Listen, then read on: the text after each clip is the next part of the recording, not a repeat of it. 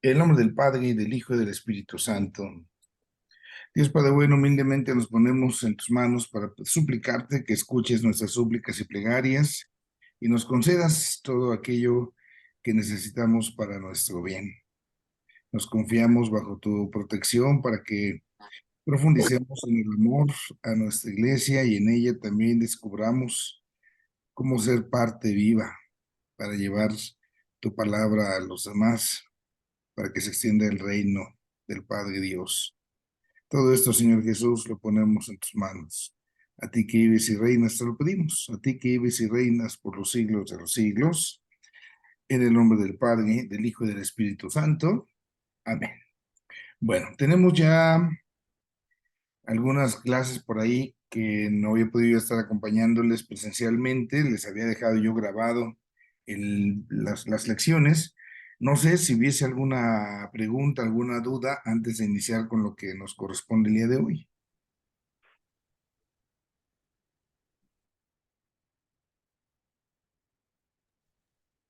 Nadie. Padre, buenas tardes. A ver, Ay, perdón. vamos con Gracias. Gracias, Padre. Ve que mencionó ahí unas lecturas. ¿Solamente es darle lectura a ellas o hay que hacer alguna actividad de ellas? Solamente es la mera lectura. Es en razón así como de que tengamos la oportunidad también de que podamos profundizar en ese sentido y así entonces también eso nos ayude. Pero solamente es eso, lectura. De ahí no les pido ninguna situación. Ajá. Ok, gracias, Para Padre. que no tengamos ahí ningún asuntillo. Bueno, no sé, ¿alguno más por acá? ¿Alguna pregunta? Vamos con Claudia. No, padre. No. Ah, ok. Vamos con Claudia. Gracias, padre. Buenas tardes a todos. Hola. Bueno, mis preguntas vienen en relación a la sesión pasada, a lo de la santidad de la iglesia. Usted decía que había que tener conciencia para recibir la santidad. Yo me imagino que en cuanto a los sacramentos, ¿no? Estábamos refiriéndonos incluso al sacramento del bautismo y a la confesión y a la comunión. Yo pregunto, si no existe esa conciencia como tal para recibirlo, aún así actúa. Específicamente en el caso de mis hijos, ¿no? Que son adolescentes y uno los lleva casi a regañadientes a la iglesia. Mi hijo, por ejemplo, tiene autismo, el más chico, entonces ahí me queda la duda. Obviamente el conciencia no tiene de lo que está recibiendo. Yo sé que él sabe que es Cristo, ¿no? Porque así lo hemos educado, pero aún así, aunque ellos vayan así de y que no quieran mucho, la santidad, bueno, o sea, Cristo se hace presente en ellos. Esa es la primera pregunta. Bueno, acá nosotros debemos de tomar una distinción, la digo en términos técnicos y luego ya la explico. Se hace una distinción de la acción de Dios ex opere operato y ex opere operantis. Pongo el ejemplo para que lo comprendamos.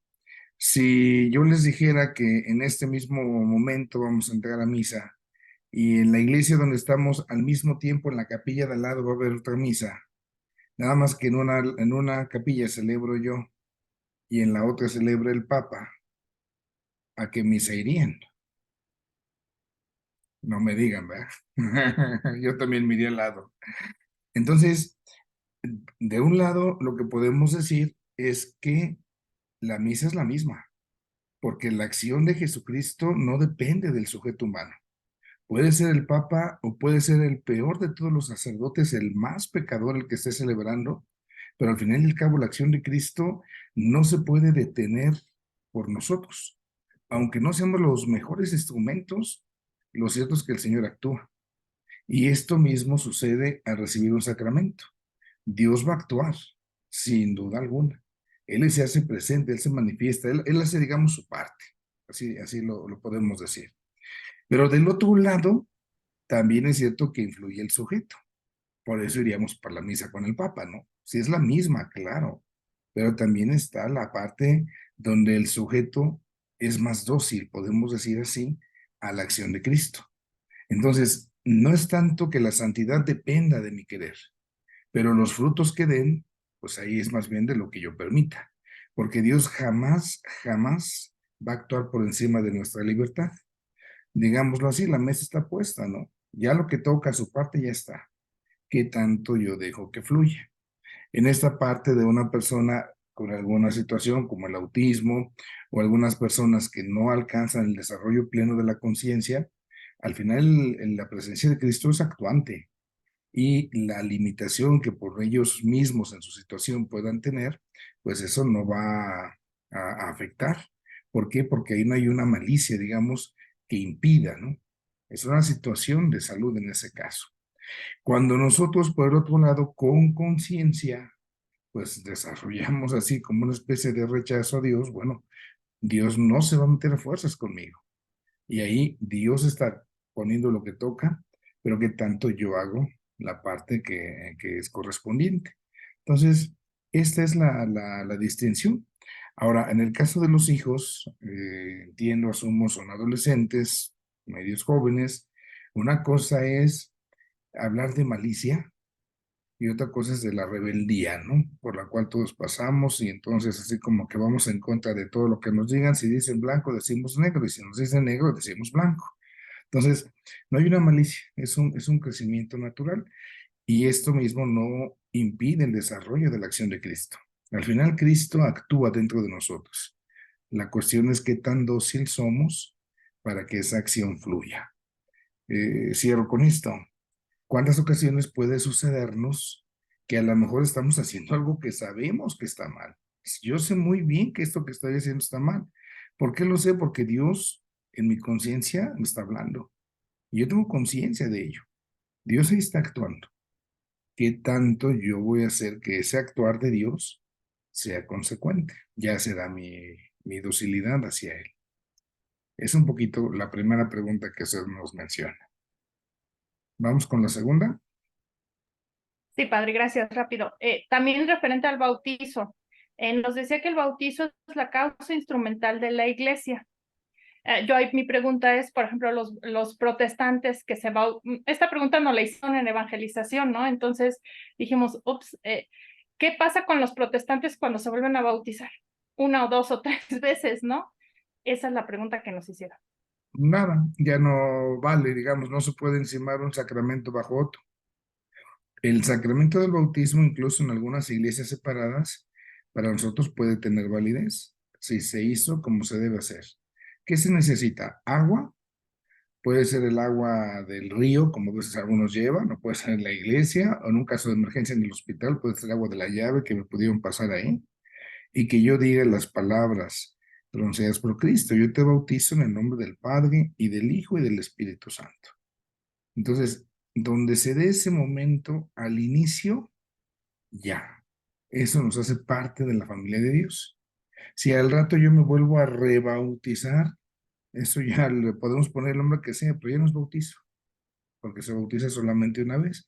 Es un sacramento que se dice imprime carácter, me hace ser quien soy. Entonces, es como si yo dijera, ¿no? Es que, pues mi mamá es María, pero ya no quiero que sea María, ahora quiero que mi mamá sea Lupe.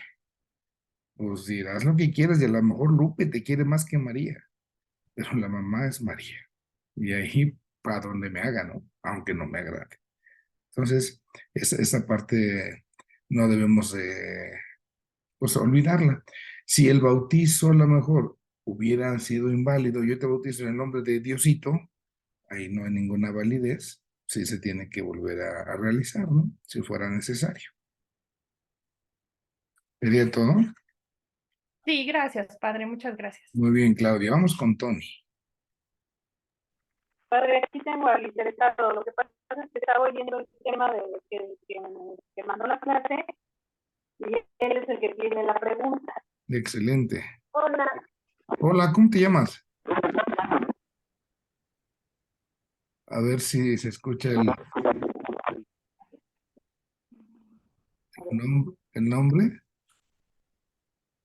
Edgar, me Ah, llamo muy Edgar. bien, Edgar. Dinos, ¿cuál es tu pregunta? Es que yo quiero ser santo y ¿qué necesitaría para hacerlo? Bien fácil. Amar. Solo necesitamos eso, el amor. Cuando tú amas, ahí eres santo. Cuando tú amas a tu mamá, por ejemplo, y le ayudas, ahí estás haciendo algo de santidad. Si tú estás en el colegio y amas a tus compañeros, ahí haces algo de santo. Una persona que es santa es precisamente la persona que es amable, que es gentil, que es respetuosa, que ayuda. Todas esas son las obras buenas que llamamos las obras de Dios, las obras de la misericordia. Entonces, cada vez que ayudamos a un necesitado, cuando alguien tiene hambre y podemos socorrerle, o al amor veo que estás en la escuela, ¿no? Si tienes torta y lunch y uno de los compañeros no lleva y tú te das cuenta de eso y tú compartes de lo que tienes, ahí tú estás haciéndote santo. El ser santo significa que debemos amar y puedes amar en todos lados, en tu casa, en la escuela, en la calle. Así se hace uno santo, Edgar. Mm, ¿Alguna cosa más? nada más, Muy bien, Edgar, gracias por acompañarnos. nada. Excelente. Bueno, ¿no sé alguna cosa más, Tony? No, padre, gracias. Él era el que tenía la inquietud y yo no sabía qué contestar. Excelente, gracias por la oportunidad. Vamos con alguien más tiene alguna pregunta por ahí. Vamos con Tita. Gracias, Tita. Tita. Padre, es referente a las dos preguntas que ya hicieron. O sea, cuando yo me bautizo, a ver si no es repetitivo, cuando yo me bautizo ya tiene la acción de Jesucristo, nada lo detiene, pero eso no quiere decir que me garantice por mis acciones a lo que usted comenta de algo negativo, algo malo que yo sepa en mi sentir, que voy a llegar a lo que es mi bautizar. ¿Estoy correcta, padre? No sé si me expliqué. Le pido por favor si me lo vuelve A a ver, poner. o sea, me bautizo y ya eso es un sacramento muy grande, pero eso más que darme la libertad de no esforzarme para conocerlo y hacer cosas buenas, como usted dice, la santidad del amor. Entonces, toda mi vida se tiene que relacionar a eso, a buscar la santidad con buenas acciones para las personas. Nada me garantiza que ese sacramento del bautismo, si no trabajo, no llego a donde tengo que llegar.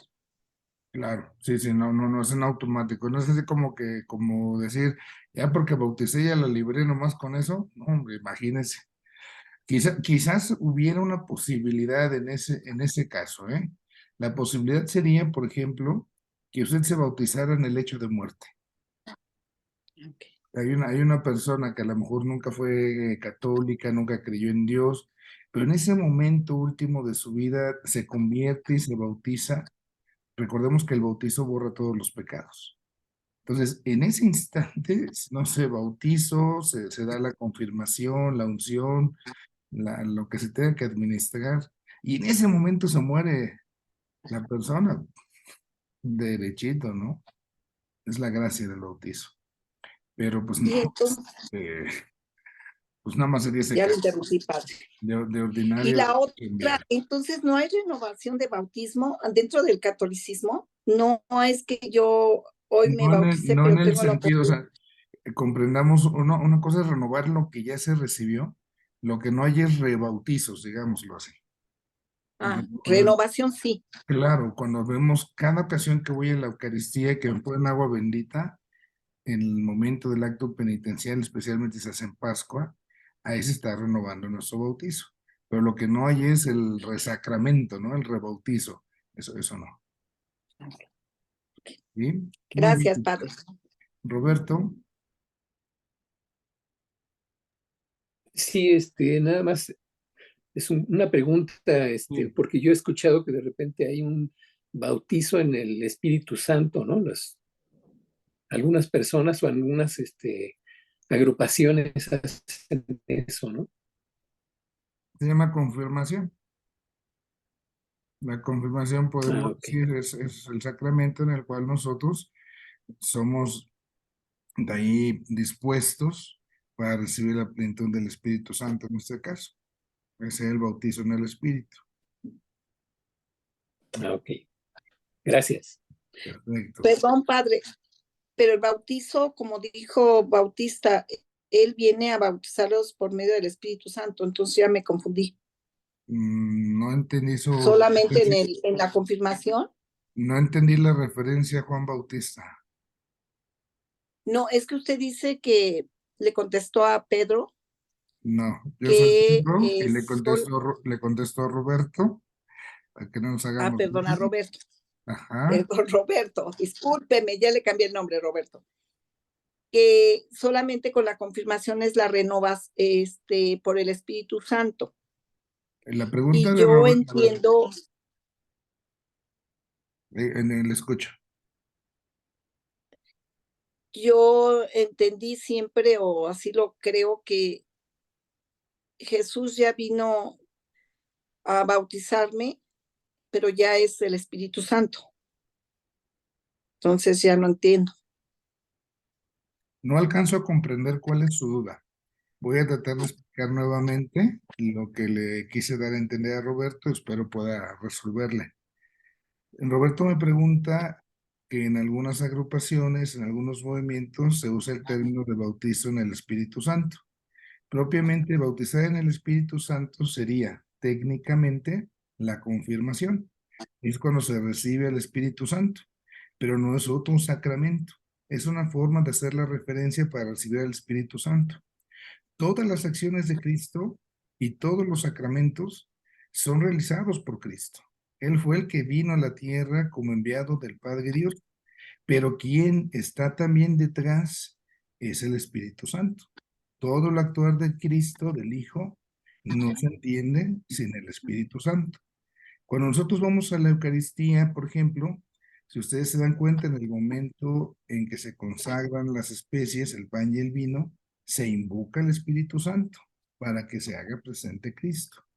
Todos los sacramentos, si ustedes en cualquier sacramento que vayan, si ustedes ponen atención en las fórmulas que se usan, siempre se va a invocar el Espíritu Santo para que la acción de Cristo sea eficaz. Digámoslo de esta manera. El Espíritu Santo es como la gasolina que va a mover al carro, que es Cristo, ¿no? Y en el carro vamos nosotros, por hacer alguna analogía. Pero sí, siempre se va de la mano, ¿no? Gracias. Muy bien. Después no pregunto. Ok. Bueno, si no hubiera alguna cuestión más, vamos a entrar ahora al tema de lo que es la catolicidad de la iglesia. Y este tema, pues, que nos da a nosotros como tal la identidad de nuestra fe, es lo que nosotros, pues, tenemos, manifestamos. Permítame ampliar tantito la pantalla, que visualicemos un poquito mejor. Ahí estamos. Es nuestra sesión 10, es la catolicidad. ¿A qué nos referimos cuando hablamos que decimos que la iglesia es católica, no? ¿Qué significa la palabra catolicidad? Católica, catolicidad significa universal. Y lo vamos a entender básicamente en dos sentidos. Aquí vamos a ponernos muy atentos. Lo adelanto y lo explico ya con todo lo que vemos. La iglesia es católica, primero es universal, es católica, porque caben todos. Con la iglesia no se le puede cerrar la puerta a nadie. Caben todos. Es el llamado de Cristo a través de la iglesia para que se haga presente el reino del Padre Dios, es para todos. No es para mis cuates, para mis amigos. Ahí viene su primer característica de universalidad, de catolicidad. Y la otra referencia a esa universalidad es que los medios de salvación solamente se encuentran todos en la Iglesia Católica. A lo mejor en algunas otras comunidades cristianas, en algunas otras iglesias hermanas, protestantes, separadas, como le queramos poner el nombre, voy a encontrar medios de santificación, porque no significa que yo esté con los protestantes y que cualquier protestante nomás por ser protestante sea malo, ¿no? O sea, hijo del demonio. No, no. También puede haber cosas buenas con los demás. Pero donde están todos, donde está la plenitud de los medios de salvación, es en la iglesia que funda Cristo. De ahí entonces la catolicidad va a hacer referencia a las personas por un lado, y del otro lado los medios de salvación. Vamos a explicarlo. Nuestro objetivo doctrinal es entonces comprender cómo la catolicidad es una propiedad de la Iglesia. ¿Por qué decimos esto, no? Que nuestra Iglesia es católica. Y el objetivo moral, digamos, el objetivo vivencial, es que esto que vamos a ver lo hagamos realidad siendo Iglesia, ¿no? ¿Y cómo somos Iglesia? Pues cuando llevamos el mensaje de Cristo a los demás. Cada vez que tú hablas de Dios en la casa, en la familia, en el trabajo, ahí estás cumpliendo este objetivo. Ahí estás haciendo tu prueba, ahí estás haciendo este examen, digámoslo así, porque estás haciendo que la iglesia sea católica. Bueno, vamos entonces con la Sagrada Escritura. Es el elemento primero que tomamos. En el Antiguo Testamento, el punto de partida es Abraham. Recordemos la historia de Abraham. Él fue el elegido, ¿no? Abraham es el elegido de parte de Dios, de Yahvé, para que entonces fuera el padre del pueblo, de todo ese pueblo que estaba fundando. Esa misma promesa se repite después a Isaac, el hijo de Abraham, y después se le da a Jacob, el hijo de Isaac. Jacob, sabemos, después se llamó Israel. ¿Cuál es esa promesa? En ti serán bendecidas todas las naciones. Tu descendencia será tan grande como las estrellas del cielo, como las arenas del mar, que no la podrás contar. Entonces, esa bendición y esa promesa que están desde Abraham en adelante y después en los patriarcas, en Isaac, en Jacob, entonces es a través de ese pueblo de Dios cómo va a llegar a los demás pueblos de la tierra. La bendición de Dios llega desde el pueblo judío a la tierra, a los demás pueblos.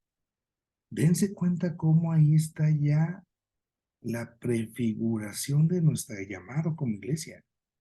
Nuestra chamba es que las cosas de Dios, la bendición, la presencia de Dios, lleguen a los demás a través de nosotros. Ahora nosotros somos ese nuevo pueblo de Dios y tenemos esa chamba, que las cosas de Dios lleguen a los demás, tal como se encarga desde el padre Abraham, el padre en la fe. Ahora, el núcleo de la fe de Israel, del pueblo de Dios, del pueblo de Jacob, del pueblo de Abraham, del pueblo de Isaac, es que fue elegido, ¿no? Tienen conciencia de que son elegidos por Dios y en esa elección Dios los salva. Y eso se los demuestra a lo largo de la historia. Los va salvando en tantos momentos, en tantas ocasiones, y es ahí donde el pueblo va tomando esa conciencia. Somos elegidos y salvados. Sin embargo, a pesar de ello, el pueblo no siempre está a la altura. En algunas ocasiones, en algunos momentos, resulta pues que el pueblo deja mucho, pero mucho que desear, ¿no? Se desvían, digamos, del camino. Y ahí entonces tienen que ir adquiriendo conciencia de que todo ese actuar de Dios, al final no solamente es para ellos, es una ampliación lo que tienen que vivir. Y esto va a ser a través de los profetas. ¿Cómo tienen que ampliar ellos el concepto? ¿En qué sentido? En saber que Dios viene a salvar a todo el género humano, no solamente a los judíos. No solamente es el Dios de Israel, sino es el Dios de toda la humanidad. Y esta universalidad paulatinamente se va a ir descubriendo. Esos descalabros, esos desvíos que tuvo el pueblo de Dios por esas infidelidades, es entonces donde van a ir generando la esperanza en el Mesías. Y un Mesías que va a salvar a todos, no solamente a los judíos. Por eso se llama esto un universalismo mesiánico. Esta parte es fundamental. Significa que Cristo viene a salvar a todos. Eso es entonces lo que van tomando conciencia. En el Nuevo Testamento ya se aparece entonces ahora sí Cristo como ese Salvador de todos. Y esto tiene un momento peculiar cuando Jesús lo llevan al templo, sabemos la escena, y entonces aparece Simeón, aparece Ana, cuando llega José y María, Simeón toma al niño y entonces ahí viene esa teofanía, esa epifanía mesiánica. Simeón reconoce la salvación que va a ser traída por el Mesías, pero no solo para Israel, sino que iluminará a todas las naciones. Esta parte el cántico de Simeón, es entonces lo que nosotros tenemos como esta apertura. Dios que se encuentra como Salvador de todos. Quienes hacen la oración de completas, ese es el cántico evangélico que se hace en la oración de las completas en la noche, donde Simeón da esa expresión de cómo agradece a Dios. Y ahora, Señor, puedes dejar a tu siervo irse en paz. ¿Por qué? Porque mis ojos han visto a tu Salvador, al Salvador de todos los pueblos, de todas las naciones.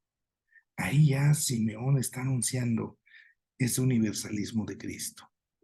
Después, más adelante, ya cuando Cristo crece, entonces Cristo viene a predicar un reino universal, un reino para todo el mundo, no nomás para mis cuates, para mis amigos, ¿no?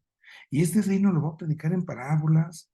Y si ciertamente lo primero que hace el Señor es estar con los hijos de Israel, el Señor Jesús, poco a poco va ampliando, va abriendo la expectativa, va abriendo el panorama.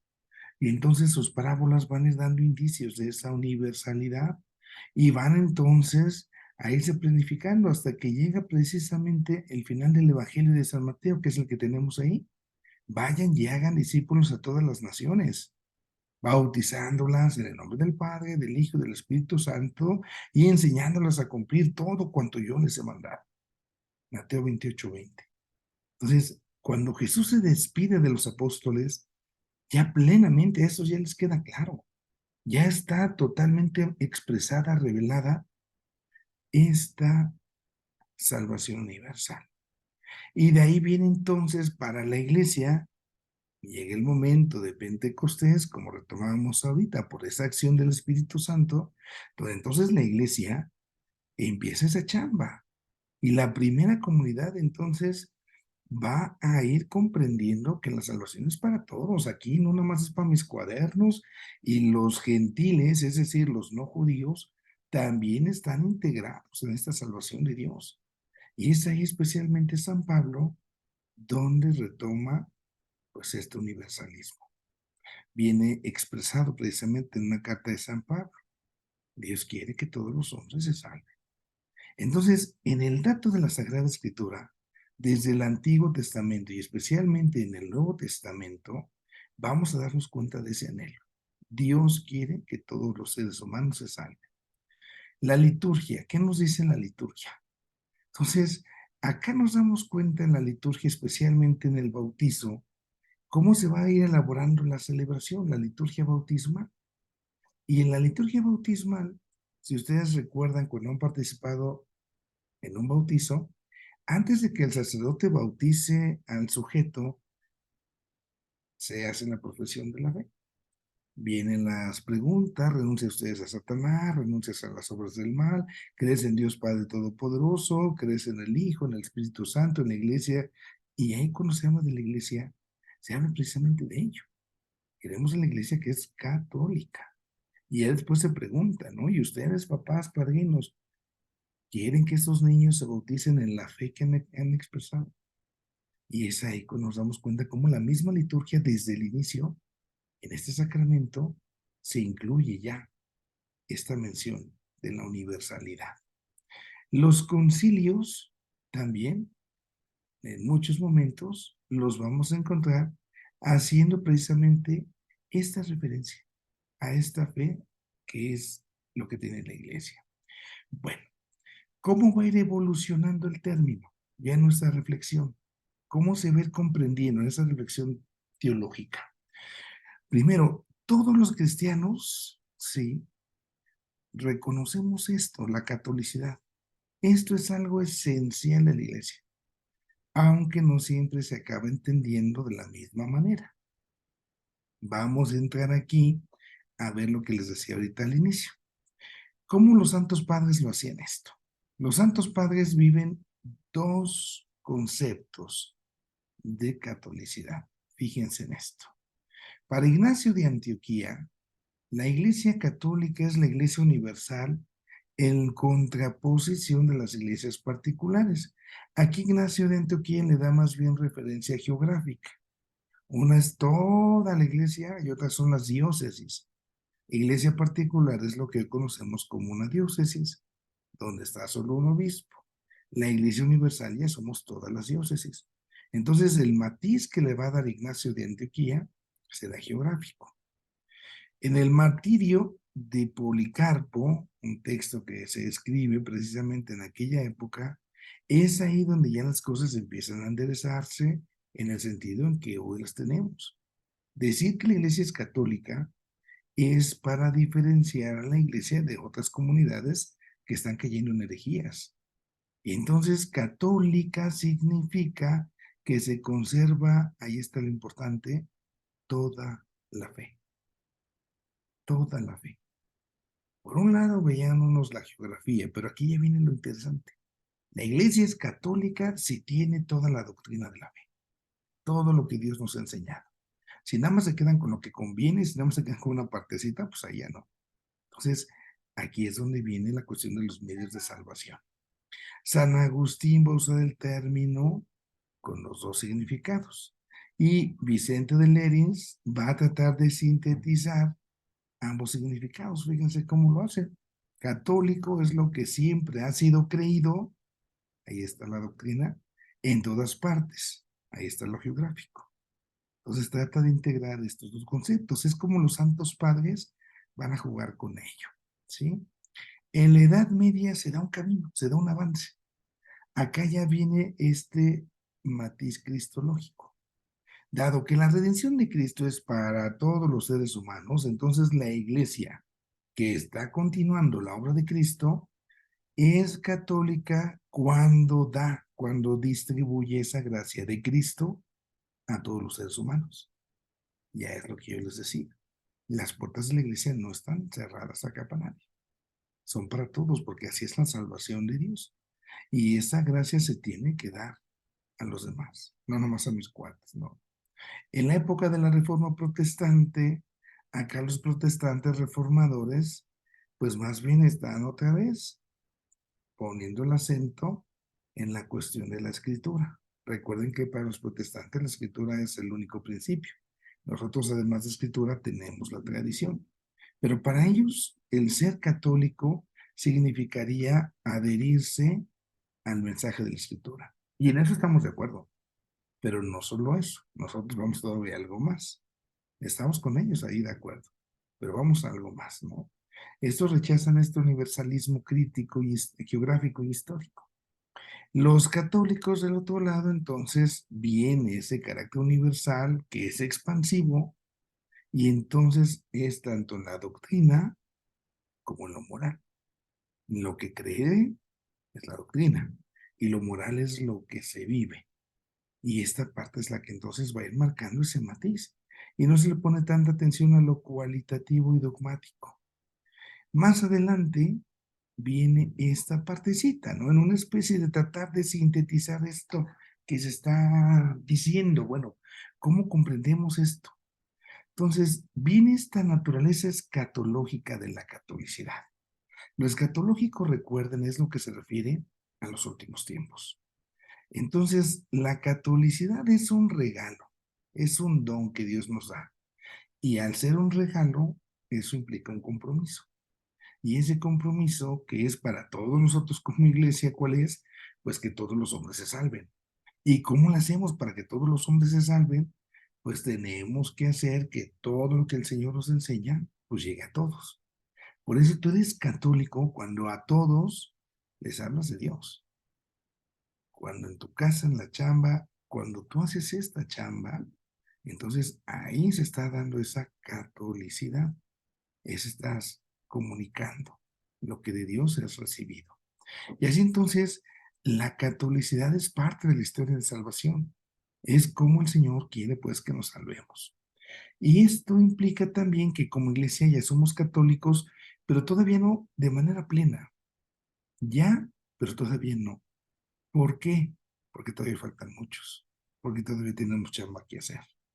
Y esto pues jamás podemos decir se va a dar hasta que llegue el final de los tiempos. Ahora, como universalidad, la catolicidad tiene esa dimensión intencional. La iglesia tiene es intencionalmente católica. ¿Por qué? Pues porque la intención nuestra de la iglesia Esa es la voluntad del Padre Dios.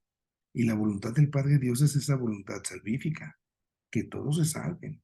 Y por eso Dios nos ha enviado a todos lados, a todas las naciones, en todos los tiempos. Y aquí es entonces donde nos damos cuenta cómo como iglesia asumimos la intención del Padre, la voluntad salvífica del Padre. Y entonces no somos católicos porque llegamos a todas las naciones de todos los tiempos, sino más bien porque en cada época se va tratando de que esto así sea, que así resulte. Un paso más. Esta universalidad se entiende como recapitulación. ¿Qué es eso de recapitulación? Capital, vamos a dividir la palabra, capitalización, ¿sí? Capitulación. Capital significa cabeza, ¿sí? Cuando hablo de la ciudad capital de un estado, de un país, es la ciudad principal de esa zona geográfica, es la capital. Cuando digo que algo es de capital importancia, es que es muy importante, ¿no? Entonces, la palabra capital se refiere a la cabeza, a lo que está hasta arriba. Recapitular significa poner a Cristo en ese lugar, cuando no lo he estado. ¿Por qué? Porque en lugar de que tengamos a Cristo en el lugar que corresponde, a veces los hemos honrado. Y entonces tratamos aquí de hacer esa recapitulación. Por eso la iglesia es enviada a todos los pueblos, a todas las naciones, para que estemos unidos en un solo cuerpo, donde Cristo es la cabeza. Y quien le da la cohesión, quien da la unidad, ya decíamos hace rato en la respuesta, es precisamente el Espíritu Santo. Él es, digamos, como el pegamento, ¿no? Las articulaciones. Y así entonces nosotros como comunidad, como iglesia, tenemos esa chamba de unificar a toda la humanidad, a todo el género humano, de que todos lleguen a Dios, que todos se salven pues en Cristo. Y así ser católico también significa ser inclusivo. Esto no lo debemos olvidar. Ay, es que esos no vengan, no me caen gordos. Pues no. Y esta catolicidad también entonces implica la cuestión doctrinal, es decir, la verdad revelada. Voy a adherirme a esa verdad revelada. Y algunos entonces podemos tomar así esta situación. El significado dogmático de la catolicidad, pues es entonces lo que se nos revela y que nosotros estamos asumidos a creer. Todo, no lo que nos conviene, ¿no? Y entonces la iglesia es católica porque acepta y conserva siempre en el tiempo todo lo que ha sido revelado y transmitido por los apóstoles. Si en algún momento la iglesia cambiara algo de lo que los apóstoles, algo de lo que la escritura dijo, en ese mismo momento dejamos de ser católicos. Ahí se acaba. Concluimos con esto. La iglesia es católica por tres cosas. Una, porque fue enviada a predicar el evangelio a todo el mundo. No mis cuates, no mis cuadernos. Dos, porque integra en su seno a todos los seres humanos, de todo tiempo, de toda cultura, de todo pueblo, de toda geografía. Y lo tercero, porque se mantiene fiel a la doctrina que los apóstoles nos transmitieron y que es la enseñanza de Cristo. Entonces, ahí nos damos cuenta precisamente de esta catolicidad.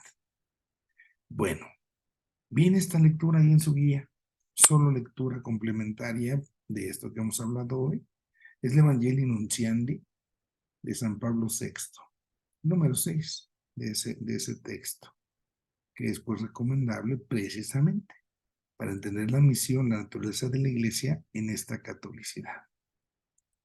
Bueno, dejo de compartir pantalla para ver si hay alguna pregunta, alguna duda.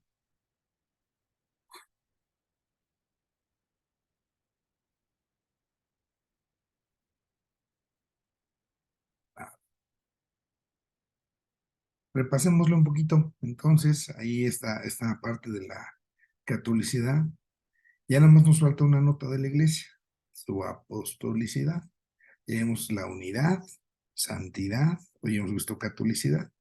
Entonces, Tratemos de ir viendo esto, sobre todo para que cuando lo recemos, lo digamos en el credo, pues lo vivamos. Y que esto sea el compromiso, ¿no? Que sean lecciones que aprendiendo esto nos ayuden precisamente a llevarlo a la vida. De eso se trata el asunto, ¿no? Bueno, pues vamos, si no hay preguntas, vamos a hacer la oración para concluir. En el nombre del Padre, del Hijo y del Espíritu Santo. Dios Padre bueno, todopoderoso, llenos de humildad, nos ponemos en tus manos para suplicarte envíen sobre cada uno de nosotros el don del Espíritu Santo, y que movidos por su actividad espiritual en nuestros corazones, siguiendo el ejemplo y el mandato de Cristo, nos adhiramos cada vez más a la Iglesia en esa tarea salvífica, en esa tarea que tú le has puesto. Ayúdanos a ser católicos para que llevemos tu mensaje a todos y lo llevemos completo, con todo aquello que tú nos has querido revelar. Te lo pedimos a ti, que vives y reinas por los siglos de los siglos, y la bendición de Dios Todopoderoso, Padre, Hijo y Espíritu Santo, descienda sobre ustedes y les acompañe siempre. Amén. Ya me levantaron acá una manita, vamos a checar con Claudia. Perdón, padre, buenas tardes. ¿Sí me escucha? Hija. Gracias. Decía que la catolicidad teníamos que hablarnos, ¿no? Contar esta catolicidad con todo lo que nos rodean. Yo ahí tengo una duda pregunta. También nos decía que cada uno de nosotros tenemos un lugar y un quehacer en la iglesia. A mí siempre se me lengua la traba. Cuando quiero hablar de Dios, siempre se me traba la lengua y no puedo decir lo que quiero. Hasta después digo, ay, le hubiera dicho esto, y no se lo dije. Yo quiero pensar que mi misión está en otro lado, e intercediendo por los demás, o un poco con el ejemplo, que cuesta más trabajo, porque la boca se me cierra. Entonces, bueno, esa era la pregunta, si es que hay otras maneras de ejercer esa catolicidad, que no sea hablando. Con la pregunta que nos hacía este muchachito Edgar, yo creo que respondemos esto, ¿no? Al final el hecho de amar, que nos hace santos, también nos hace católicos. Y es importante que amemos también con las palabras. En algunos momentos, aunque a lo mejor no en el instante tenga yo lo justo para decir, pero si a lo mejor ahorita, como que pude haber dicho esto y no lo dije, pero no significa que no lo pueda decir después. Oye, mi hijo, ¿sabes qué? Ayer cuando esto y lo otro, fíjate que esto y esto y esto.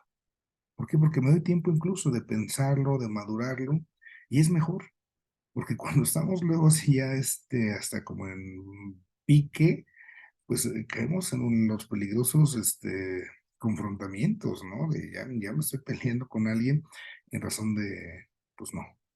Entonces, a lo mejor hasta me sirve para pensar mejor lo que puedo decir. Y lo tengo que decir.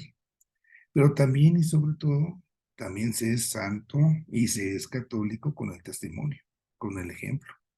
Entonces, no es como que Dios no nos pone para una cosa o para otra, sino que en algunos momentos tenemos que actuar así y en algunos momentos tendremos que actuar así, y pues eso será precisamente lo que tengamos que hacer. Y esto, bueno, lo podemos ejercer en todo ámbito, ¿no? Pero sí, no pudiésemos reducir el ser católico solamente a la palabra, digámoslo así. Muy bien, Clau. Tony. Sí, también creo que va en función de eso, o sea, no necesariamente para ejercer mi catolicidad debo de tener un servicio en la parroquia. No. Porque la iglesia, al final y al cabo, necesita también estar donde a veces no pueden muchos estar. A lo mejor como iglesia, institución, yo no puedo estar, no sé, ahorita creo que estar en una escuela o algo, ¿no? A lo mejor no puedo estar ahí. Pero si usted, por decirlo, es maestra y da clases en la escuela donde sea, con las palabras, con el testimonio, ahí se es católico, porque se está llevando la verdad. No se trata de llevar la verdad nada más como pensando, como si estuviéramos tocando la puerta, ¿no? Oye, hermano, ¿qué crees? Te traje el mensaje, el evangelio. No, no. Se transmite el mensaje. El evangelio, recordemos, es la buena noticia. Y la buena noticia es que Dios nos salva. Y el hecho de que Dios me salve tiene que causarme alegría, tiene que causarme paz. Y esto es lo que tenemos que comunicar. Y los otros digan, caray, oye, esa persona se le está llevando la fregada y mira, está como si nada, ¿no? O tiene serenidad, y esto es lo que intriga, ¿no? Eso es lo que provoca. Oye, ¿cómo le haces? En algunos momentos incluso pueden recibir burlas, ¿no? Porque, ya estás en clases otra vez, ya te sientes monja, no sé qué. Pero ¿cuántas veces cuando llegan los momentos difíciles es a ustedes a quienes buscan? ¿Por qué? Pues porque saben que están cerquita de Dios, como dice luego la gente, ¿no? Oye, tú que estás más cerca de la iglesia, tú que estás ahí metido, Entonces, ser santo, ser católico, es para nosotros precisamente todo esto. Esta posibilidad que cada uno de nosotros tiene de ir viviendo el Evangelio, de ir comunicándolo. Y no solamente es dentro de la iglesia como institución, sino en cualquier lado. ¿Es importante que demos un servicio? Claro. Hace falta, por supuesto, pero también es necesario llegar a donde muchas veces de otra manera no se podría llegar. Ujú. ¿Alguna más que tuviéramos? Bueno, creo que terminamos entonces con ella. Tita, ¿ok? Padre, ni siquiera puedo hacer las preguntas. Es obvio que se me traba la lengua, Pero aquí nos pero a mí sí ayudamos. me da mucha emoción todo lo que aprendo. Y es una forma de mi personalidad expresar que de verdad me da emoción, Padre. Ahorita todo lo que aprendí con ustedes me da emoción, pero el compartirlo como soy, sí, o sea, o tengo que ser muy solemne, porque yo sé que es Dios y sé el lugar de Dios y entiendo, quiero comprender a mi nivel humano muy limitado, la grandeza de Dios. Eso lo entiendo, Padre, pero de veras me da emoción. Y en serio, eh, de cómo empecé, por ejemplo, a mí me da emoción tener la clase con la profesora, porque ella sabe que ni siquiera la Torre de Babel sabía el significado ni nada. Eso de mi felicidad de aprender, porque es personal, pero a veces sí se me sale, padre. eh, Hay gente que puede tomarlo como, incluso un sacerdote como, bájale, pero no puedo bajarle. Entonces, ¿ahí qué hago? ¿Yo solita brinco donde tengo que brincar? La ¿Sí me parte expliqué? sí, gracias. La parte de preguntar en ese sentido, pues en algunos momentos quizás pueda sernos más fácil, en algunos momentos, como pasó al inicio de la clase, pues habrá necesidad de ser más explícitos, pero pues siempre hay que hacerlo. Lo que no se valdría es quedarnos callados porque nos perdemos de enriquecernos. Eso jamás lo pierda. Si hace referencia a que tengo que ser solemne, tengo que ser seria, pues yo creo que depende de los lugares. Si estoy en algún momento, en otro espacio, no sé, en la reflexión de la misa, a lo mejor, yo quisiera preguntarle al padre, padre, espéreme, la homilía, ¿no? Pero no es el sitio, no es el momento.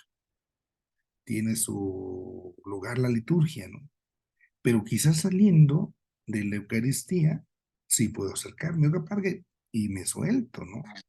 Entonces, tiene que ir buscando esos momentos. No se trata de ser lo que no somos, ni actuar como no somos, pero sí ser conscientes también en ese caso de espacios.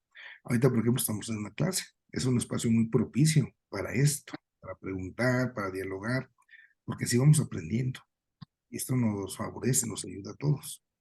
Así ya le ponía el ejemplo, ¿no? Pues en la Eucaristía y chino, o sea, me muero de ganas de decirle esto, lo otro, ¿no? Porque me explique más, pero me tengo que esperar que por lo menos acabe la misa para que. Entonces, va a ser ahí lo que va a ir como moldeando la manera en cómo profundizamos. No sé si con ello queda. O sea, a mí la homilía me emociona en lo que me explican de la realidad del evangelio.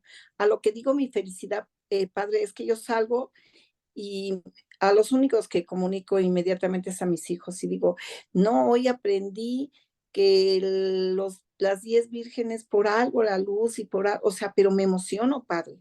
Está bien. No tanto de interrumpir o brincar en la iglesia porque sé, incluso ya ni saludo en la misa porque es para mí muy sagrado estar donde está Jesús, pero esa emoción que me da saber, porque yo no sé nada y yo le pido a Dios que no me la quite, a mí que no me quite eso, pero sí se debe de compartir así con mi emoción que yo tengo o muy, a lo que yo me refiero es eso, o muy propia, pero pues ni voy a hacer. Bueno, yo creo que la propiedad no quita la felicidad. Ahí es donde usted tiene que checar eso. O sea, mi forma de ser es esa. Cada quien tiene una forma de ser. El ser propio no implica que tengamos caras largas o que seamos amargados. Son formas de ser las que tenemos cada uno y hablar o dirigirnos a los demás con propiedad y merecer el respeto de nuestra propia identidad, no su Pero negación. igual con la misma alegría puedo hablar de Dios y no faltarle respeto. O sea, mi alegría es muy grande. A Claro, eso me refiero. O tengo que ser propia, puedo ser propia. es que ser alegre no Pero, significa que sea impropia. Si usted es alegre, ok. eso no es impropiedad. Bueno, me da alegría saber de Dios, me da alegría conocerlo, Y me da alegría. eso no significa que no sea propio. Ok, Sí, abusar. Ujú. ok. Muy Y bien, luego desgrave.